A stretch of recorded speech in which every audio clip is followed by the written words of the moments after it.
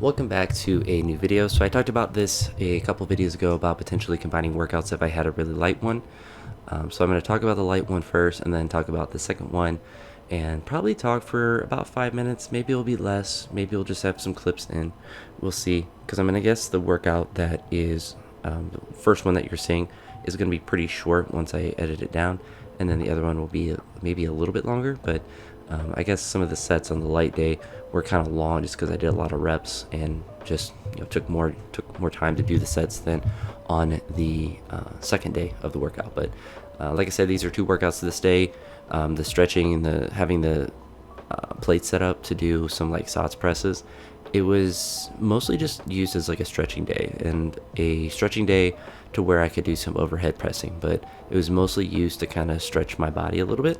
And what was interesting is that my thoracic spine was getting a lot of flexion, not like in a negative way, but kind of like in a pumped way. Like my back was having to work really hard to get the bar behind me. My shoulders actually weren't really working as hard. They were working more hard just to make my back work harder. It's kind of hard to describe, but it wasn't so much like my shoulder mobility that was limiting me.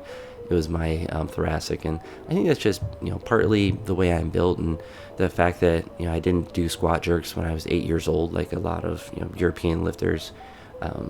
That's something that you can credit not to their drug use, but to the fact that a lot of them start when they're really young. You see a similar phenomenon with people who do gymnastics when they're really young, and they do a ton of stretching. They're usually able to hold on to a lot of that. And I do have some natural mobility in some realms, but in the like squat jerk realm, I have very little. I'm very lucky that I can get into the bottom of a snatch. I can get really low in the clean and squats and stuff. But not being able to do a full squat jerk, I don't think is something that is the end of the world, and nor something that I don't think is ever really going to be a possibility for me to do, just because of the fact that I'm a bit taller, and I also didn't grow up doing weightlifting or gymnastics, so I don't have extreme mobility in different areas. But I make do, and I say I make do like I have like these mobility like restrictions. I really don't have any restrictions. It's really just I can't do like you see on some of these reps when I'm trying to do a squat jerk, like the bar is just super far forward.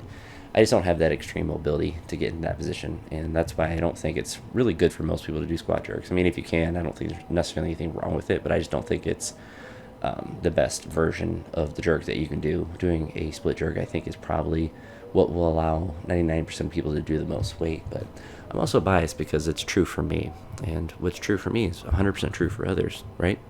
But anywho, that's enough talk about the light workout. So I don't know where the commentary will line up when I edit the clips, but in the second workout, I worked up to a heavy back squat.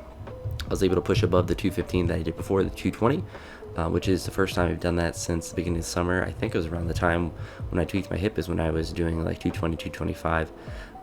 And so I'm back to there strength-wise. So the goal now is to kind of maintain that, maybe push up to 225, but to mostly make 220 be a routine weight that when I go to a heavy single, that I can go to that and progressively either make it easier and or make it faster. But I'm not really worried about getting to a new PR. I think my best ever is 234.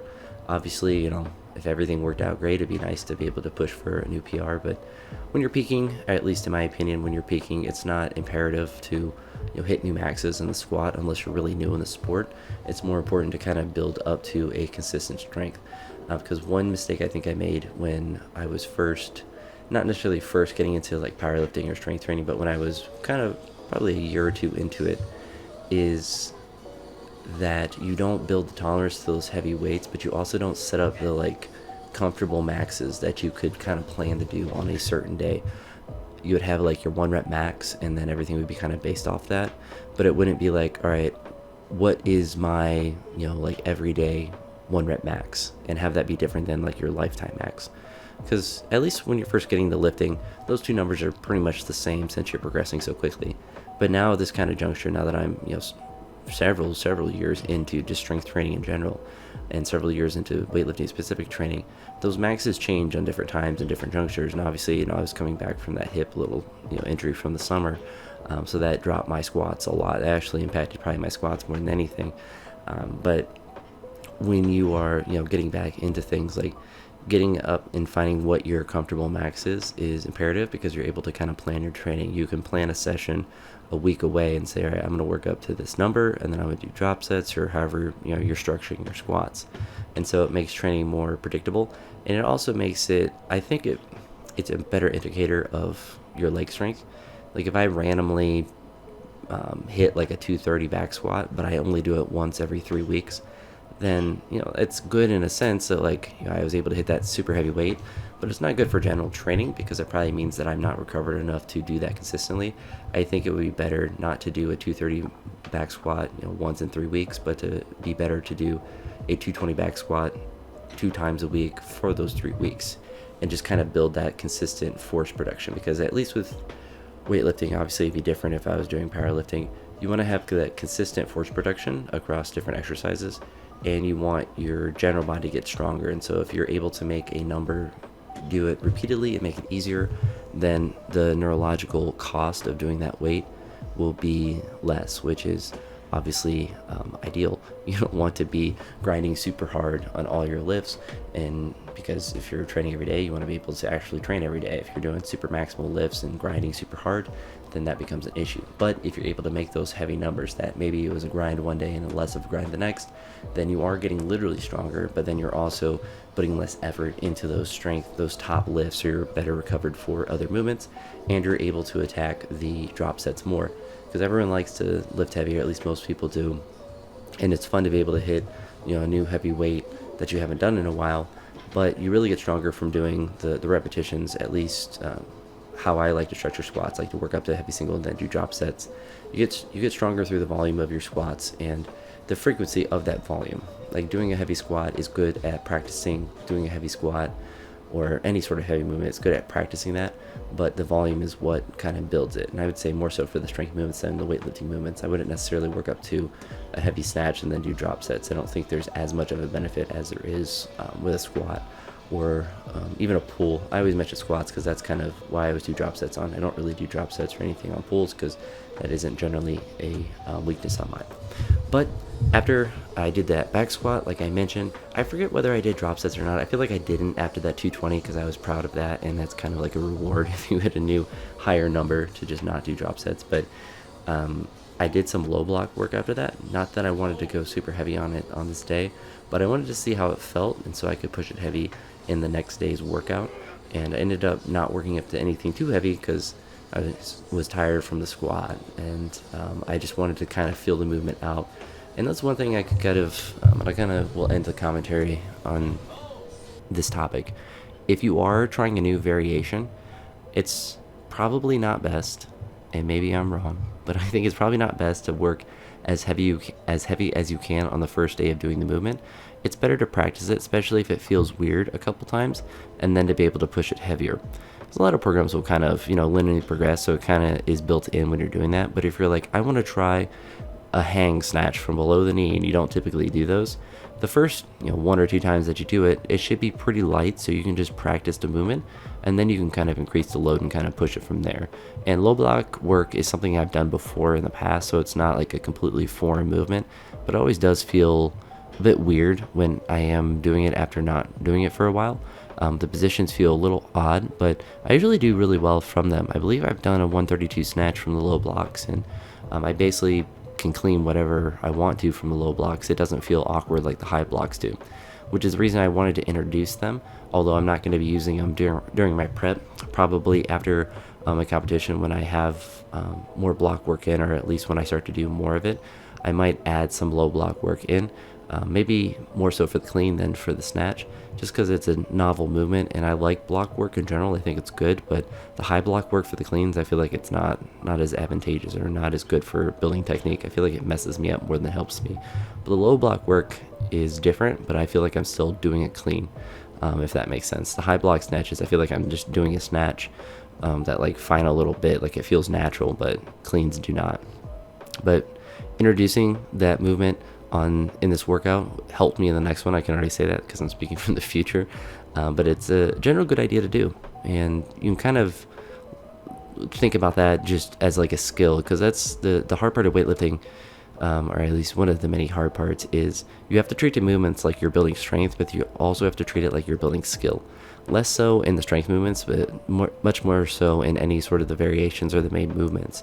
You not only have to use the movements to get stronger, but you also have to build the technique or to build the comfortability with the different variations that you do. And a lot of times I like to just go up to a max on a different variation, and it's not bad to do, but you do need to practice with it. And it's a good way to kind of just lose confidence in a variation if you just kind of max it out without having done it for a while. And then you think, wow, I haven't, I couldn't hit the number I did 3 months ago when I did this movement a lot, when really it's just as a gamer might say, it's a skill issue. But anywho, I've talked long enough. This video is over 10 minutes. Hopefully there's not a ton of blank space at the end, but I'll do my best to kind of edit around that. Let me know what you think of the two workouts being in one, especially with like the light one. I feel like it kind of flows more naturally, and it's better to just have like one longer video than two short ones, especially when one of the workouts is a really kind of minimal one. I probably won't do it for like main workouts, but if I have like a super quick light day that isn't really that noteworthy, like that's essentially like that stretching and pressing one, then I'll probably throw it in with one that's more substantial, at least from like a weight standpoint, because I think every workout helps in a different way.